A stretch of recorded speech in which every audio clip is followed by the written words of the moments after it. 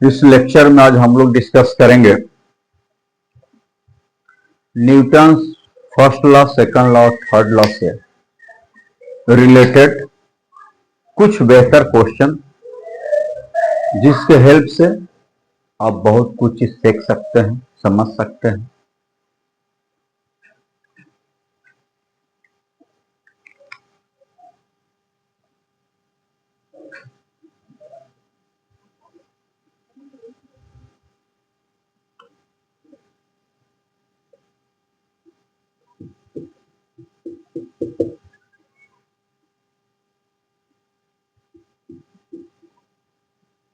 चार केजी का ब्लॉक है,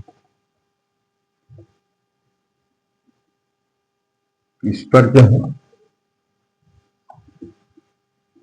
20 न्यूटन का फोर्स लग रहा है। A surface smooth surface,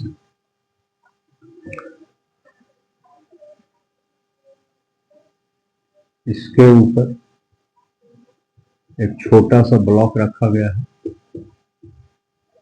2 KG का। इसका मास 5 केजी है। ये भी सरफेस स्मूथ है। ये लेंथ दिया हुआ है 4 मीटर। पूछता है find time taken by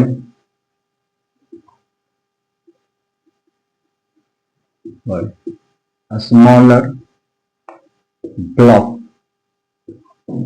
bill separated from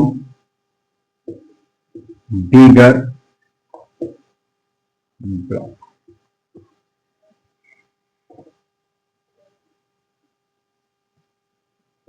Bigger as shown in figure.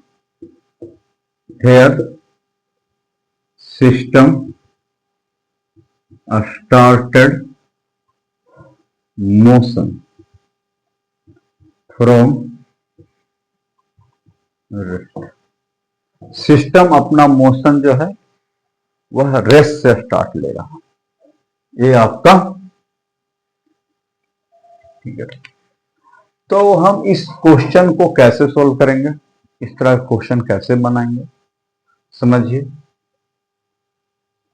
यहां फिर न्यूटन फर्स्ट लॉ का कंसेप्ट भी लगा हुआ है कि अगर हम 5 केजी ब्लॉक पर अगर फोर्स लगा रहे हैं, तो अगर ये फोर्स नहीं लगाता, सोच लीजिए, समझ लीजिए कि पहले अगर फोर्स नहीं लगाते तो 5 केजी और 2 केजी इनिशियली क्या रहता, रेस्ट में रहता।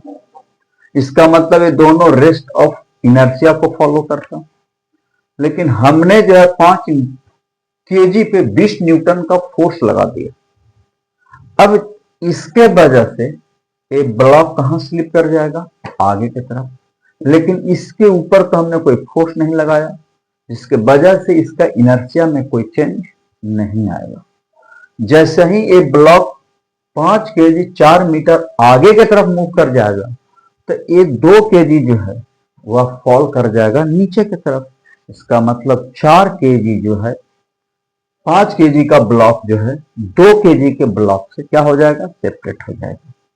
तो सबसे पहले हम 5 केजी के लिए एबीडी बना लेते हैं। FBD for 5 kg block.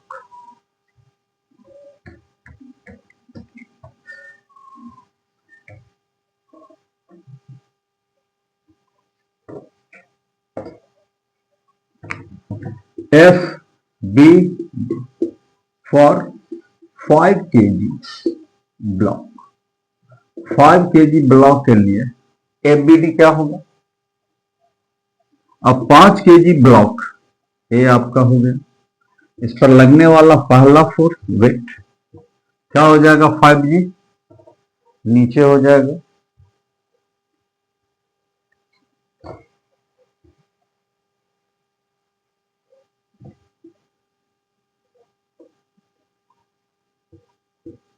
5G नीचे ग्रेविटेशनल फोर्स, दूसरा फ्लो कांटेक्ट में है तो नॉर्मल कांटेक्ट फोर्स ऊपर लगेगा। 20 न्यूटन का फोर्स हम इस डायरेक्शन में लगा रहे हैं और 2 केजी का और 5 केजी के बीच में कांटेक्ट फोर्स लगेगा। This contact force is the enemy. और तो यहां कोई फोर्स लगने वाला है नहीं। y के डायरेक्शन में इस ब्लॉक का कोई मोशन नहीं है। इसका मतलब है कि y के डायरेक्शन में सारे फोर्स एक दूसरे को बैलेंस कर लेंगे, लेकिन x के डायरेक्शन में एक ही फोर्स लग रहा है 20 न्यूटन, जिसके वजह से यह x के डायरेक्शन में क्या कर जाएगा, एक्सीलरेट कर जाएगा। Write equation sigma F X equal to M X. तो 20 न्यूटन एक ही फोर्स लग रहा है, mass 5, acceleration A equal to 4 metre, यहां से कैंसिल आ जाएगा 4 पर सेकंड स्क्वायर। यहां से आप एक्सप्रेशन निकाल लिए इसका। y के डायरेक्शन इक्वेशन लिखेंगे, resultant force along y, right mass into expression along y। तो दिस डायरेक्शन टेक के y एक्सिस, ये आपका y एक्सिस का डायरेक्शन है। तो y एक्सिस के डायरेक्शन में तो ऊपर प्लस ले लीजिए, नीचे माइनस, n1 माइनस 5g। मास तो है लेकिन y के डायरेक्शन में कोई मोशन नहीं है, तो आप इक्वेशन लिख सकते हैं ऐसे। इस इक्वेशन का कोई आवश्यकता इस क्वेश्चन बनाने में नहीं है। तो अब एक्सप्रेशन हम फाइंड कर लिया, तो इस 5 केजी ब्लॉक को 4 मीटर आगे बढ़ने में जितना समय लगेगा, उतना समय में 2 केजी और 5 केजी एक दूसरे से क्या हो जाएगा, सेपरेट हो जाएगा। तब टाइम निकाल लीजिए। तो टाइम कैसे निकाल लेंगे,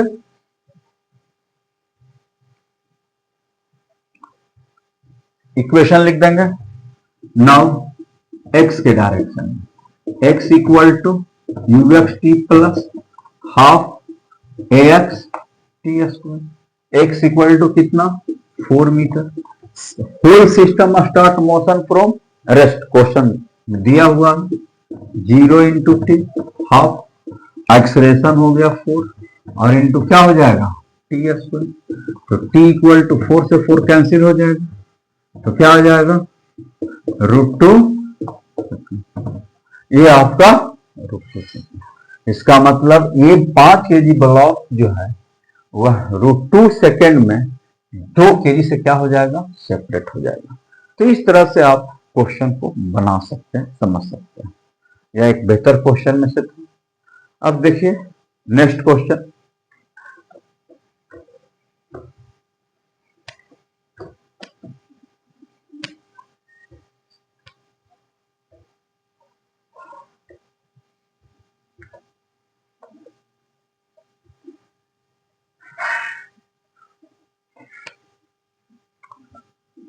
Second question, if 2 kg block moves under action of constant force F equal to 2I cap plus 4j cap in XY plane. Find A number acceleration of block, B number displacement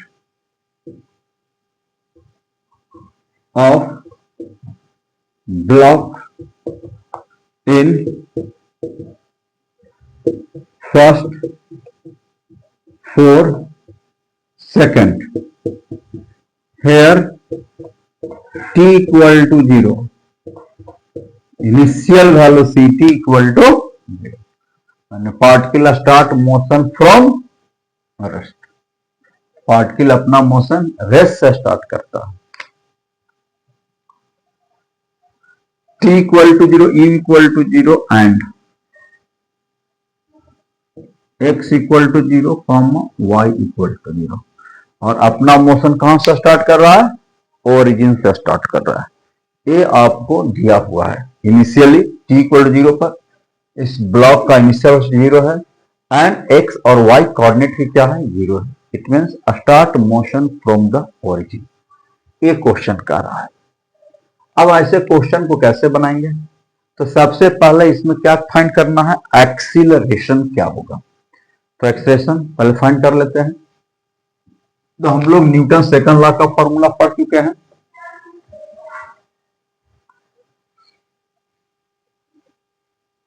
क्या पढ़ चुके हैं? Newton second law से formula पढ़े हैं Newton second law से। F equal to m into A. यहां force दिया हुआ है तो acceleration equal to force upon 2i cap plus 4j cap. Mass कितना है? तो a equal to I cap plus 2j cap metre per second. अब यहां से एक्सेलरेशन x के डायरेक्शन में 1 मीटर पर सेकंड स्क्वायर हो जाएगा, y के डायरेक्शन में 2 मीटर पर सेकंड स्क्वायर हो। यहाँ x component i cap, y component j cap वाला कहलाएगा। अब यहां से आप एक्सेलरेशन का मैग्नीट्यूड भी फाइंड कर सकते हैं, root under 1 plus root under 5 metre per second square. अब जो है बी नंबर। अब x equal to UXT plus half XT square. Initial velocity along x क्या हो जाएगा? 0 into T plus half. Acceleration क्या होगा? 1। फर्स्ट 4 सेकेंड में कहता है तो 4 का स्क्वायर, तो 16 आ जाएगा। 2 से डिवाइड कर देंगे, यहां से क्या आ जाएगा? 8 मीटर। उसी तरह से y के अलोंग डिस्प्लेसमेंट निकाल दीजिए, uy_t plus half ay_t। Acceleration 0 plus half. Acceleration y के डायरेक्शन में 2 है इनटू फर्स्ट 4 सेकेंड, 2 से 2 कैंसिल हो जाएगा। आप यहां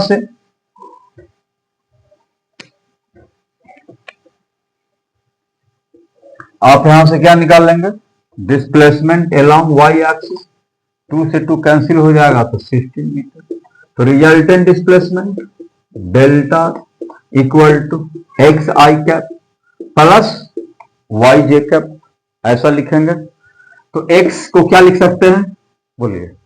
x को लिख सकते हैं 8 आई कैप प्लस 16 जे कैप मीटर। तो डिस्प्लेसमेंट का मैग्नीट्यूड अगर फाइंड करना है, 8 कॉमन आ जाएगा, रूट अंडर 8 कॉमन आएगा तो 1, यहां बचेगा 2, तो 1 का स्क्वायर प्लस 2 का स्क्वायर, 8 कॉमन आ जाएगा, root under this is the resultant displacement of. तो इस तरह से आप क्वेश्चन को इजीली सोल्व कर सकते हैं। न्यूटन्स सेकंड लॉ से रिलेटेड क्वेश्चन है। देखिए नेक्स्ट क्वेश्चन।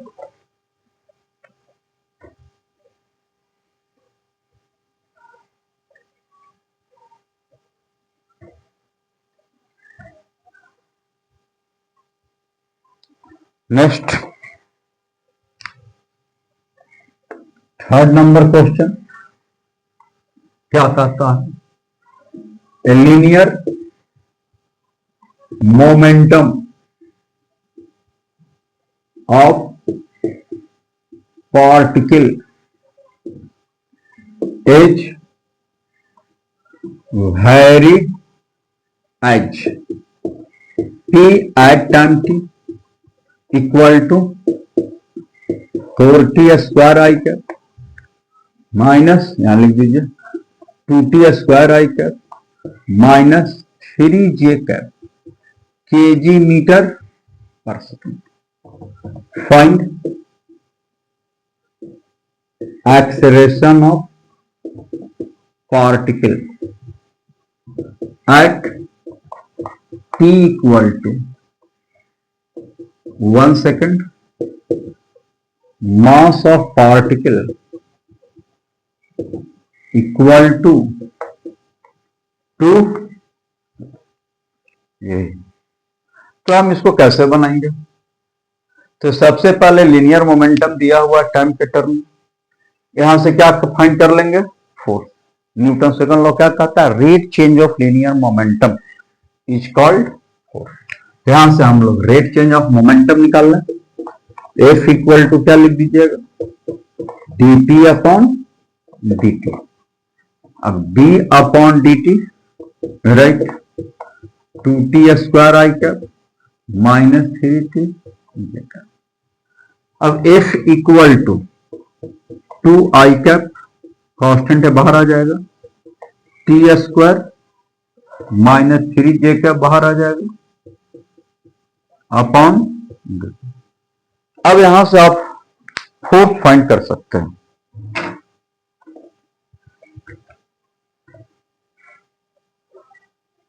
यहां से आप फोर्स फाइंड कर लीजिए। F इक्वल टू क्या आ जाएगा?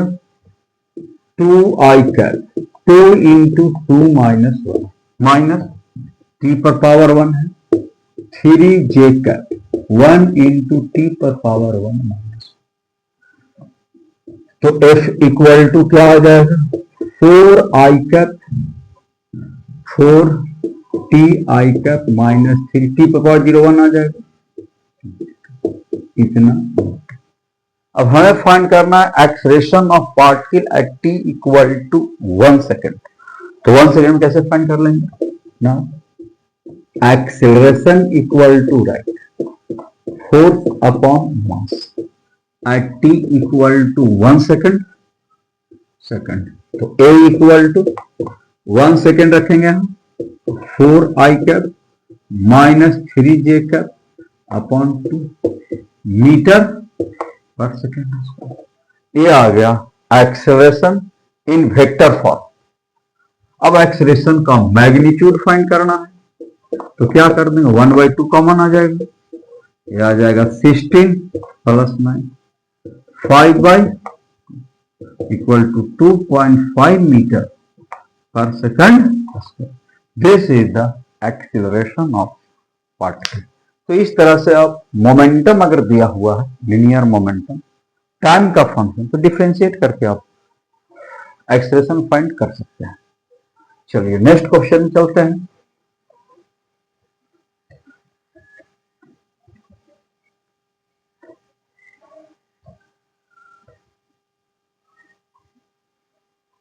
फोर नंबर क्वेश्चन है, नंबर 4।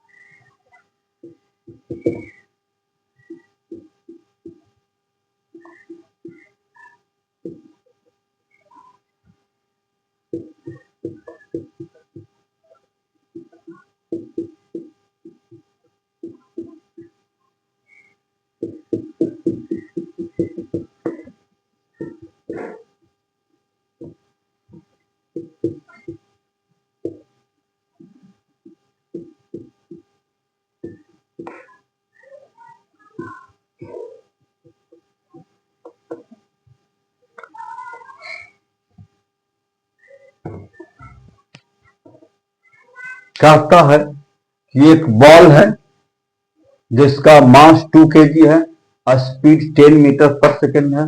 आफ्टर रिफ्लेक्शन इस बॉल का स्पीड वही रह जाएगा और मास भी तो वही है, और जिस एंगल से इंसिडेंट कर रहा है बॉल, उसी एंगल से क्या कर जा रहा है? रिफ्लेक्ट कर जा रहा है। तो पूछता है find average force act on wall due to ball during collision if n equal to 20 balls are collides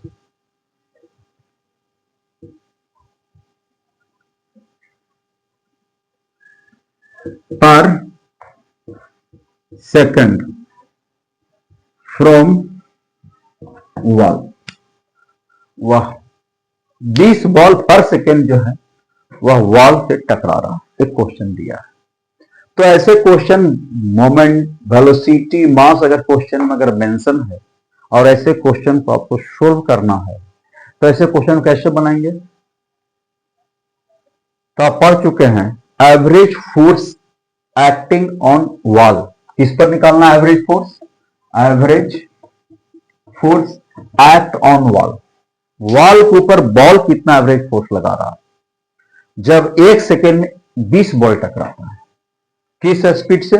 10 metre per second से, जिसका मास जो है वह 2 केजी है।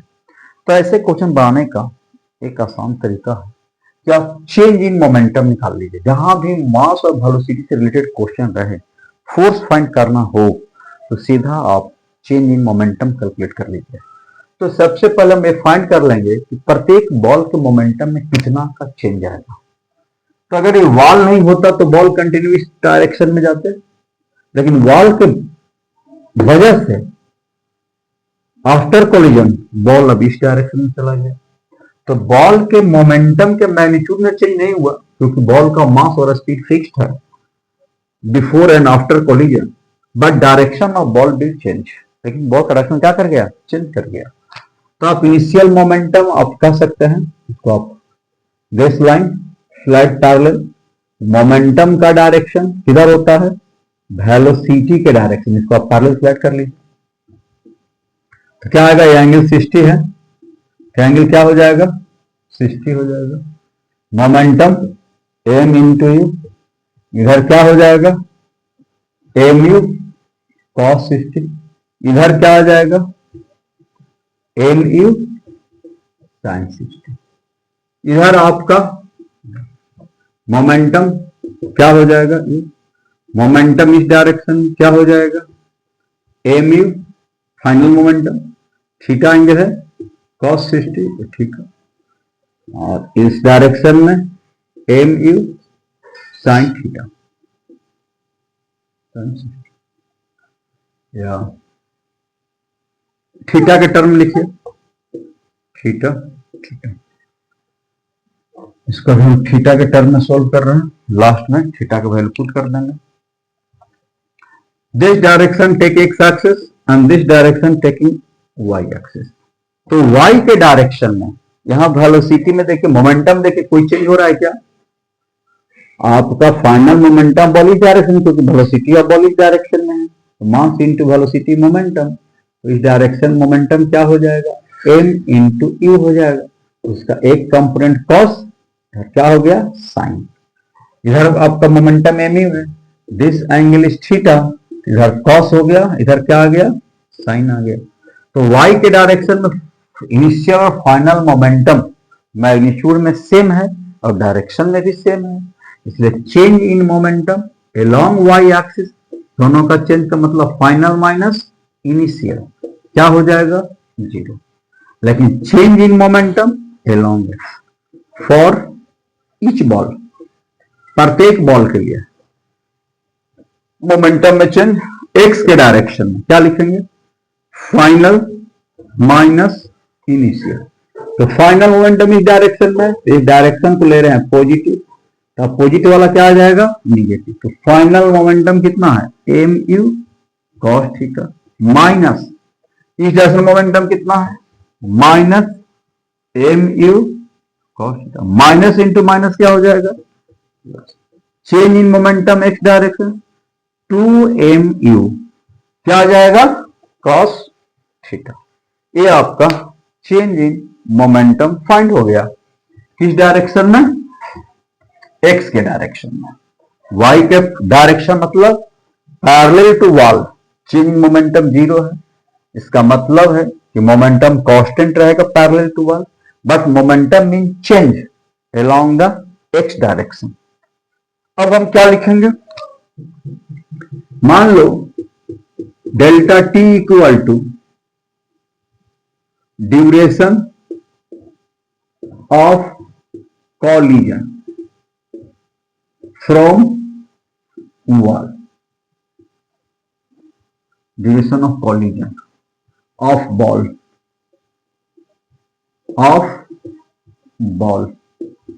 From wall.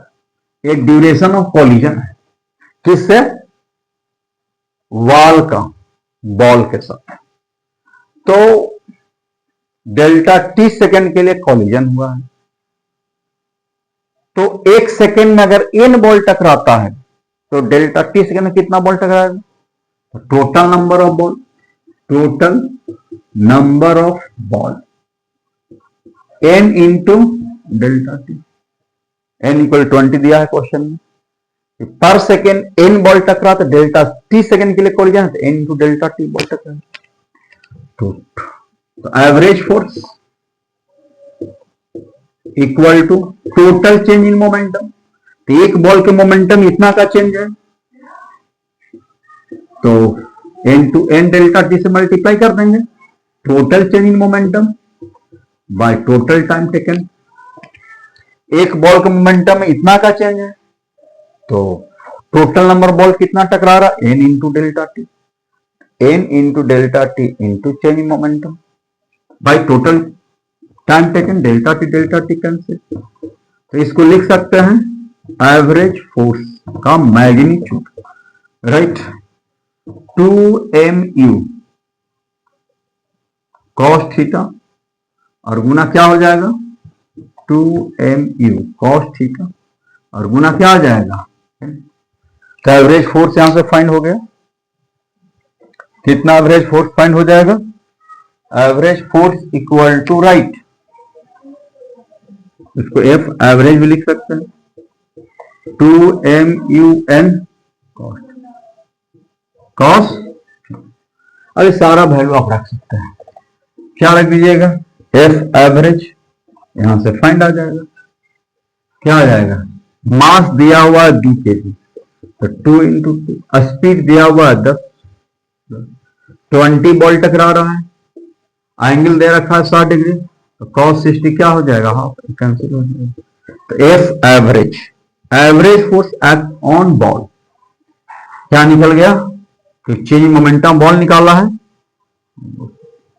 400 newton, 400 newton on ball,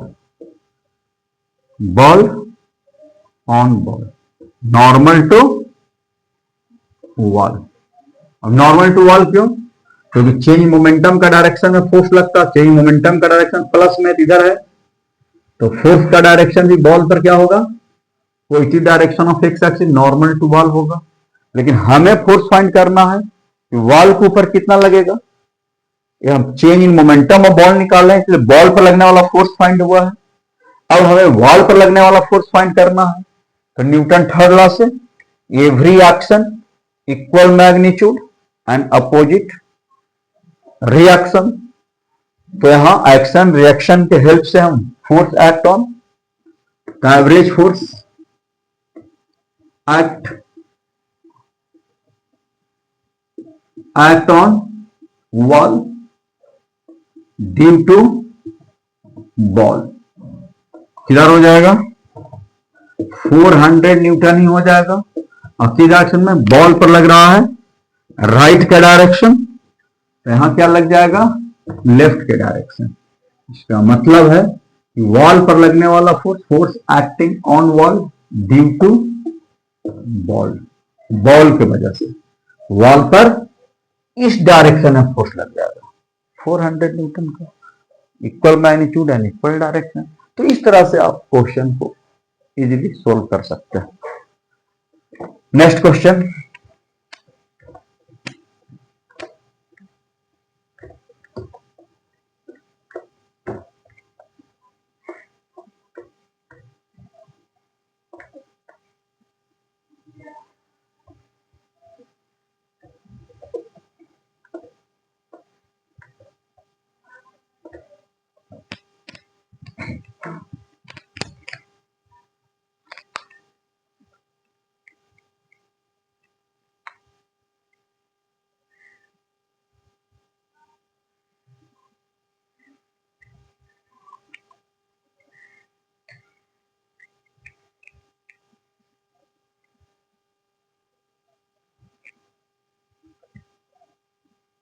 next question, right.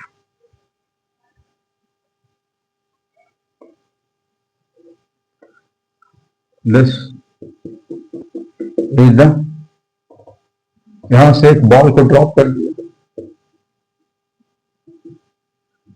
H1 height से, टकराने के बाद बॉल कहां जा रहा है, H2 हाइट तक जा रहा है। This height is H2।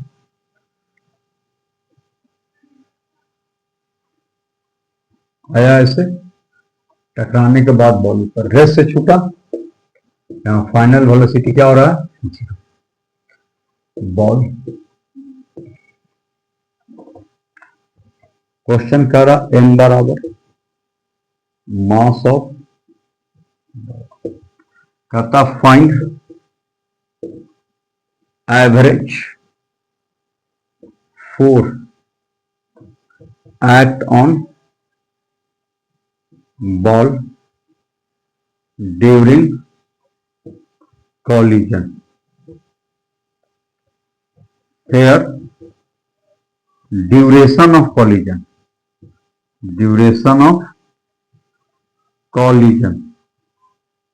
equal to delta T. ये आपका duration of collision delta T दिया हुआ। तो ऐसे क्वेश्चन को हम कैसे बनाएंगे, समझिए कैसे सोल्व करेंगे। तो सबसे पहले बॉल को अगर यहां से ड्रॉप करेंगे तो बॉल यहां आएगा टकराने के लिए इस डायरेक्शन में, दिस डायरेक्शन कॉल्ड है v1। आफ्टर कोलिजन ये बॉल जो है ऊपर की तरफ बाउंस करेगा, तो दिस वेलोसिटी v2। पहले v1 निकाल लीजिए, कैसे निकालेंगे v1, तो v square equal to u square plus 2as आप यूज कर सकते हैं। तो बॉल को यहां रेस्ट से छोड़े हैं तो ए हो गया इनिशियल, यहां हो गया फाइनल।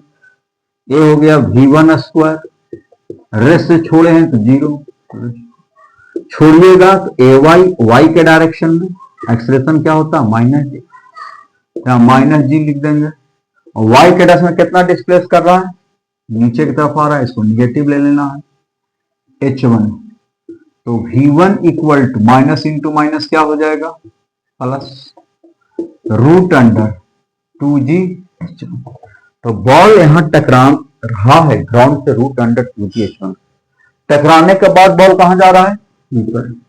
फिर यही फॉर्मूला यूज कीजिए, तो ऊपर जाएगा तो ये इनिशियल हो गया और ये क्या हो गया फाइनल। तो इनिशियल फाइनल क्या हो जा रहा है 0, इसमें पुट कर लीजिए। v2 स्क्वायर ऊपर की तरफ जा रहा है तो डिस्प्लेसमेंट एक्सप्रेशन तो निगेटिव ही होगा, लेकिन डिस्प्लेसमेंट इस बार क्या हो जाएगा पॉजिटिव होगा, बॉल ऊपर जाएगा। इसको इधर ले आएंगे तो v2 equal to root under 2g। ये वेलोसिटी जो है नीचे की तरफ आ गया और ये वेलोसिटी आफ्टर क्लियर कहां चला गया। तो यहां बॉल का मोमेंटम हम इजीली कैलकुलेट कर सकते हैं। मास दिया हुआ है तो क्या लिख देंगे, change in momentum of ball y के डायरेक्शन में, this direction take positive, final momentum minus initial momentum. तो चेंज इन मोमेंटम y के डायरेक्शन, फाइनल ऊपर की तरफ प्लस ले रहे हैं m इंटू v2 माइनस नीचे की तरफ आ रहा है m into minus into minus क्या हो जाएगा प्लस, मास कॉमन आ जाएगा, v2 का वैल्यू पुट कर दीजिए root under 2g plus root under 2g h। तो यहां सब हम लोग को एवरेज फोर्स निकल जाएगा, average force equal to change in momentum upon time. तो एफ एवरेज ये हो गया change in momentum of ball, यहां लिख सकते हैं change in momentum of ball. Ball का मोमेंटम इतना का चेंज आया तो change momentum by time force हो जाएगा। तो M upon delta T root under 2g h2 plus root under 2g, ये आपका क्या आ जाएगा, एवरेज फोर्स कैलकुलेट हो जाएगा बॉल पर लगने वाला। तो इस तरह का क्वेश्चन खासकर जेईई में नीट पूछे जाते हैं। तो ऐसे क्वेश्चन को सॉल्व करने के लिए आप इस तरह का वीडियो लेक्चर आप देखिए, समझिए और एक दो और प्रैक्टिस कीजिए, बहुत कुछ सीखेंगे। और ये वीडियो आप तक डायरेक्ट पहुंचे, इसके लिए इस चैनल को लाइक और सब्सक्राइब करना ना भूलें। बहुत कुछ फिजिक्स में सीखेंगे,